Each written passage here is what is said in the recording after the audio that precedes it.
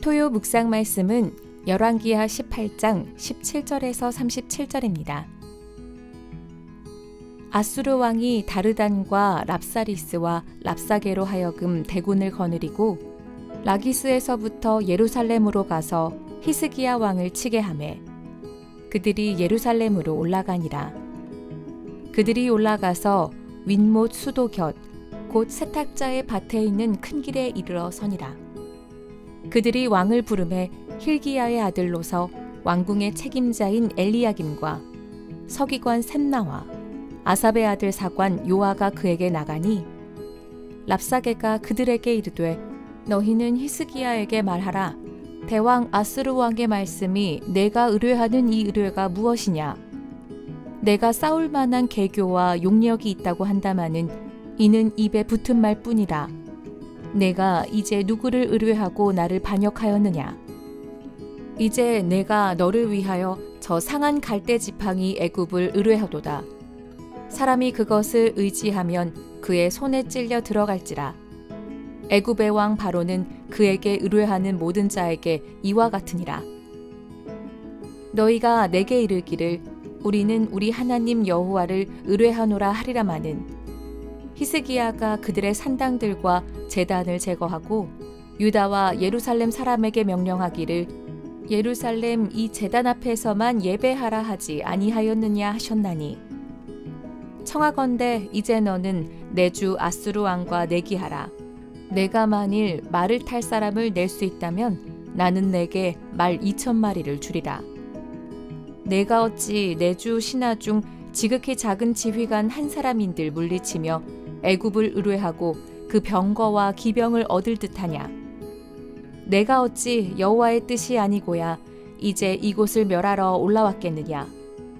여호와께서 전에 내게 이르시기를 이 땅으로 올라와서 쳐서 멸하라 하셨느니라 하는지라. 힐기야의 아들 엘리야김과 셈나와 요아가 랍사게에게 이르되 우리가 알아듣겠사오니 청하건대 아람말로 당신의 종들에게 말씀하시고 성 위에 있는 백성이 듣는 데서 유다말로 우리에게 말씀하지 마옵소서.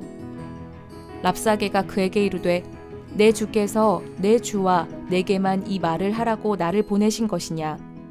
성 위에 앉은 사람들도 너희와 함께 자기의 대변을 먹게 하고 자기의 소변을 마시게 하신 것이 아니냐 하고 랍사게가 드디어 일어서서 유다말로 크게 소리질러 불러 이르되 너희는 대왕 아수르 왕의 말씀을 들으라.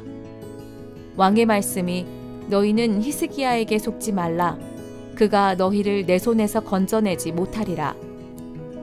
또한 히스기야가 너희에게 여호와를 의뢰하라 함을 듣지 말라. 그가 이르기를 여호와께서 반드시 우리를 건지실지라. 이 성읍이 아수르 왕의 손에 함락되지 아니하게 하시리라 할지라도 너희는 히스기야의 말을 듣지 말라. 아수르 왕의 말씀이 너희는 내게 항복하고 내게로 나아오라. 그리하고 너희는 각각 그의 포도와 무화과를 먹고 또한 각각 자기의 우물에 물을 마시라. 내가 장차 와서 너희를 한 지방으로 옮기리니 그곳은 너희 본토와 같은 지방 곧 곡식과 포도주가 있는 지방이요 떡과 포도원이 있는 지방이요 기름나는 감람과 꿀이 있는 지방이라. 너희가 살고 죽지 아니하리라. 히스기야가 너희를 설득하여 이르기를 여호와께서 우리를 건지시리라 하여도 히스기야에게 듣지 말라. 민족의 신들 중에 어느 한 신이 그의 땅을 아수르 왕의 손에서 건진 자가 있느냐. 하맛과 아르밧의 신들이 어디 있으며 스발와임과 헤나와 아와의 신들이 어디 있느냐. 그들이 사마리아를 내 손에서 건졌느냐. 민족의 모든 신들 중에 누가 그의 땅을 내 손에서 건졌기에 여호와가 예루살렘을 내 손에서 건지겠느냐 하셨느니라. 그러나 백성이 잠잠하고 한마디도 그에게 대답하지 아니하니 이는 왕이 명령하여 대답하지 말라 하였음이라. 이에 힐기야의 아들로서 왕궁 내의 책임자인 엘리야김과 서기관 셈나와 아삽의 아들 사관 요아가 옷을 찢고 히스기야에게 나아가서 랍사게의 말을 전하니라. 아멘.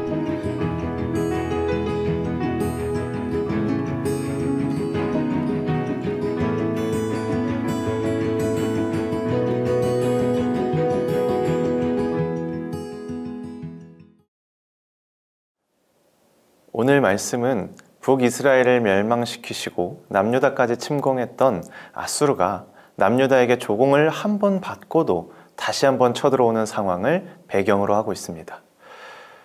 이미 아수르의 왕 사네립은 남유다의 왕 히스기야에게 은 300달란트와 금 30달란트를 요구했고, 히스기야 왕은 성전과 왕궁의 보물 창고를 털고 심지어 성전문과 기둥에 입힌 금을 모두 벗기면서까지 사네립에게 그 돈을 보냅니다.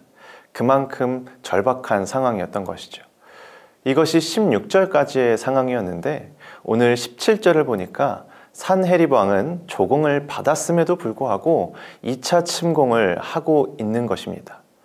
본문은 그에 대한 이유를 명확하게 설명하고 있지는 않지만 오늘 본문에서 29절, 30절을 보면 랍사게를 통한 아수르 왕의 발언에서 히스기야가 아수르가 아닌 하나님을 의지했기 때문에 반아수르 정책을 취한 것으로 보여집니다.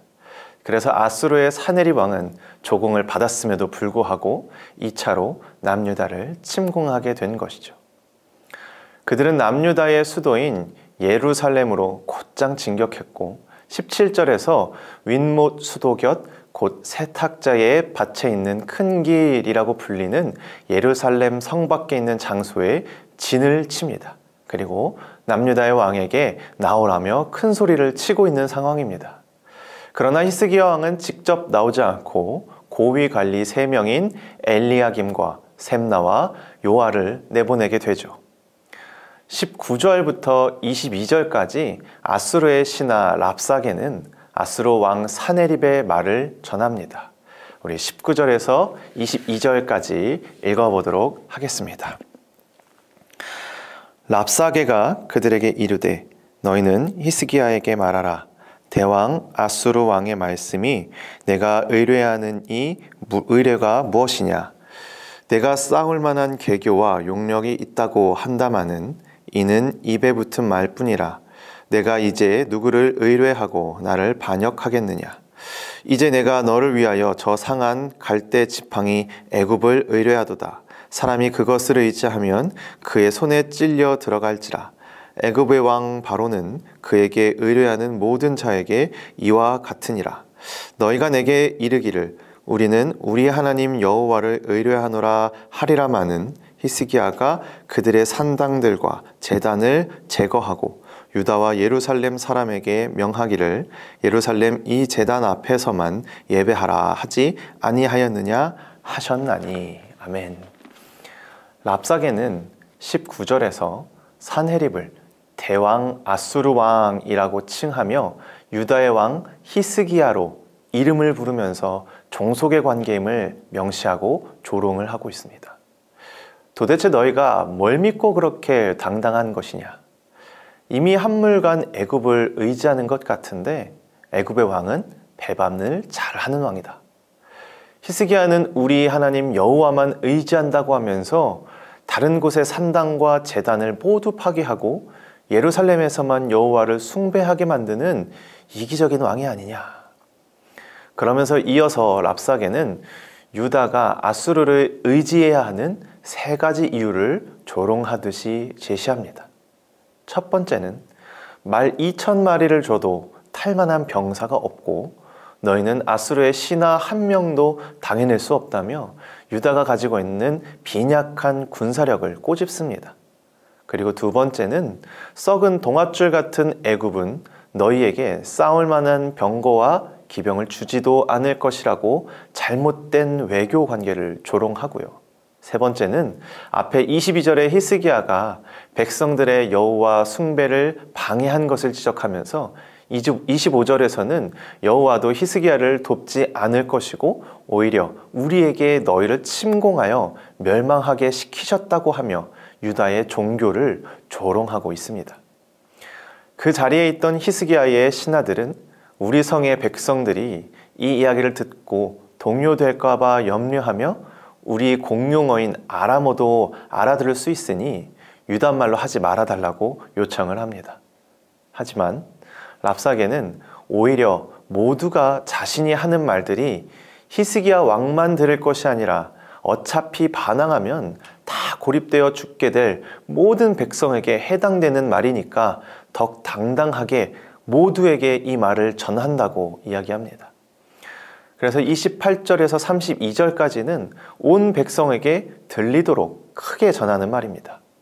너희가 항복하면 포도와 무화과, 우물의 물을 마실 수 있고 우리가 이미 다스리고 있는 비옥한 땅으로 이주시켜 줄 것이다.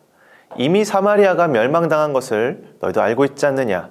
아수르의 신으로부터 너희를 지켜줄 수 있는 신은 아무도 없으니 히스기야에게 속지 말아라.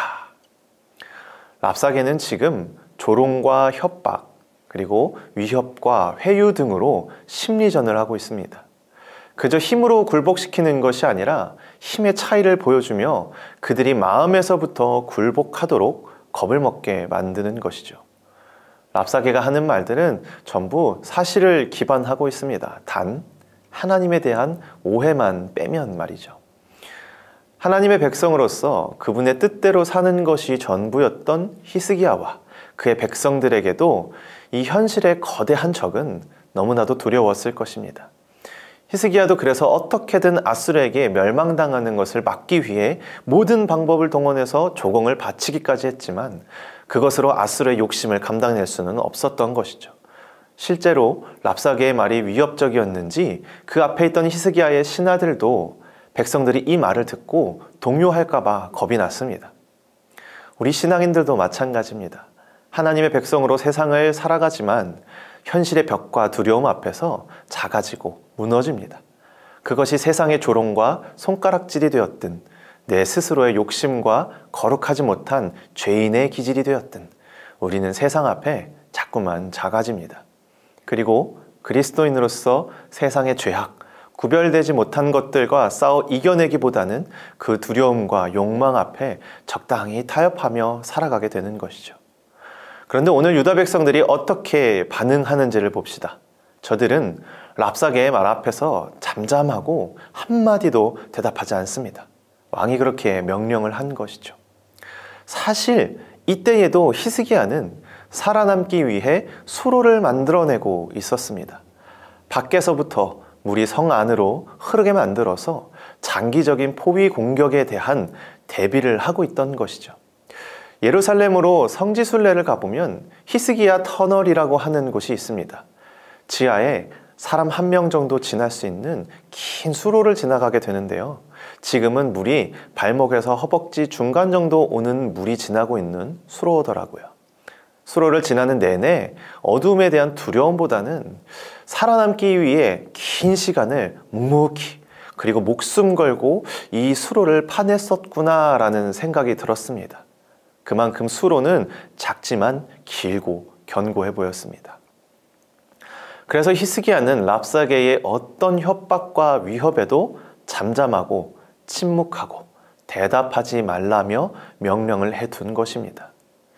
우리는 이 장면을 보면서 세상의 유혹과 위협 속에 우리가 담담히 침묵하기를 원하시는 하나님의 음성을 발견하게 됩니다.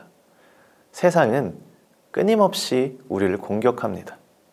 때로는 그 말이 맞는 것 같고 안 하면 손해볼 것 같고 자꾸 불안하게 만들고 그렇게 해야 행복할 것처럼 우리에게 말합니다.